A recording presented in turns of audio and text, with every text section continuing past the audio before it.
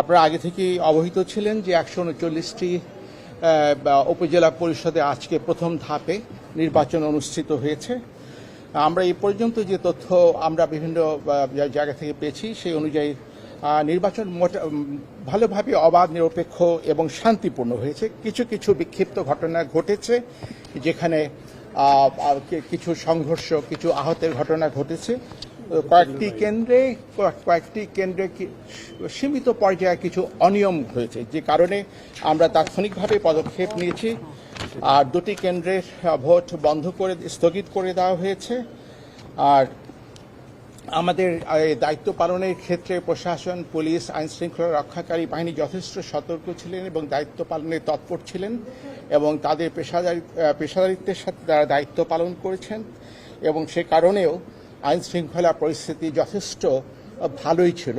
আমি বলবো না যে কোথাও কোনো ঘটনা ঘটেনি, কিছু কিছু খুবই বিক্ষিপ্ত সীমিত পর্যায়ের ঘটনা ঘটেছে। সেই তথ্যটা যদি আমার থেকে নেন তাহলে টোটাল আমাদের যে একটা কেন্দ্রীয় নিয়ন্ত্রণ কক্ষ আছে, সেখান থেকে 34টি ঘটনা ঘটেছে এবং 34টি ঘটনায় টোটাল আহত হয়েছেন 37 জন।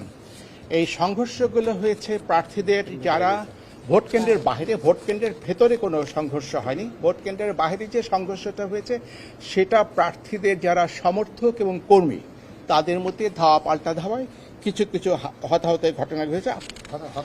না, হত হয়নি, আহত হয়েছে। হতের ঘটনা ঘটেনি।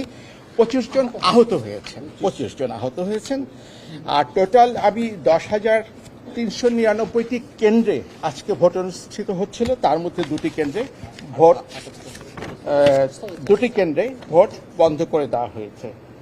আর যেটা আমি বলেছি এই এতটুকুই, কিন্তু মোটামুটিভাবে নির্বাচনটা শান্তিপূর্ণভাবেই হয়েছে, যেটা আগেই বলেছি, পুনর্ব্যক্ত করলাম, বিক্ষিপ্ত 2-4টি ঘটনা ছাড়া। ভোটের পার্সেন্টেজটা খুব ঠিক করে এই মুহূর্তে, তবে আমরা যেটা পাচ্ছি 40%, 30% এর মাঝামাঝি টোটালটা থাকতে পারে। এর একটি কারণ হতে পারে, যে বর্ষা, সকাল থেকে বিভিন্ন জায়গায় বৃষ্টি ছিল, আবার ধান কাটার একটা মৌসুম ছিল। আমরা জানার চেষ্টা করেছি, আমাদেরকে বলা হয়েছে অনেকেই ধান কাটতে থাকায় ওরা ভোট দিতে আসেননি। আর তাছাড়া সকালে বেশ কিছু জায়গায় বেশ ঝড় বৃষ্টি হয়েছে, এটা একটা কারণ হতে পারে। আর আমাদের কাছে সবচেয়ে বড় কথা হচ্ছে পার্সেন্টেজ আপনাদের জানা উচিত। আমাদের যে first pass the post system, যেটাকে মেজরিটেরিয়ান সিস্টেম বলে, এখানে 2% ভোট আর 60% ভোটার বেশি আসলে সেটা অবশ্যই উৎসাহব্যঞ্জক।